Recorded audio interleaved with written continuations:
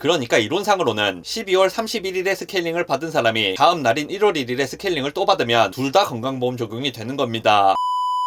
빅팀입니다. 오늘은 스케일링에 대해서 말씀을 한번 드려보겠습니다. 현재 시점 기준으로 일단 만 19세 이상인 사람은 1년에 1회 스케일링에 건강보험 적용이 되기 때문에 저렴하게 스케일링을 받을 수 있습니다. 기본적으로 스케일링이 뭐냐고 하면 치아에 붙어있는 치석을 제거하는 수식입니다. 그럼 치석은 뭐냐? 우리가 음식을 먹고 나면 치태가 생기게 됩니다. 치아를 손톱으로 긁어보면 긁혀나오는 것들이 있을 겁니다. 이게 적절한 때에 제거되지 않으면 거기에 칼슘이 침착되고 돌처럼 굳어서 치석이 되는 겁니다. 치태는 양치질로 제거할 수 있지만 일단 치석이 되고 나면 양치질을 통해서는 제거할 수 없기 때문에 치석이 생기지 않도록 양치질을 열심히 하는 것이 중요합니다. 그리고 일단 치석이 생겼다면 치과에 가야지만 제거를 할 수 있습니다. 그럼 스케일링을 받으면 뭐가 좋냐? 가장 즉각적인 효과는 구취가 없어지는 겁니다. 치석은 다공성으로 이루어져 있고 세균 덩어리와 엉겨붙어 있기 때문에 기본적으로 냄새가 납니다. 우리가 뭘 먹고 나서 양치질을 열심히 해도 이런 다공성 구조 사이사이에 음식물과 세균이 침착되면 냄새가 날 수밖에 없는 겁니다. 그렇기 때문에 입냄새가 심한 분들은 스케일링을 받으시면 대부분 즉각적인 효과를 보실 수 있습니다. 스케일링은 미용적인 효과도 있습니다. 치석이 아주 오래되면 어두운 색으로 변하고 잇몸 색깔도 이상해지기 때문에 보기에 상당히 안 좋습니다. 치아 색이 이상해지는 원인에는 여러 가지가 있기 때문에 치아 자체를 밝게 만들기 위해서는 스케일링과 별개로 미백 치료를 해야 합니다. 하지만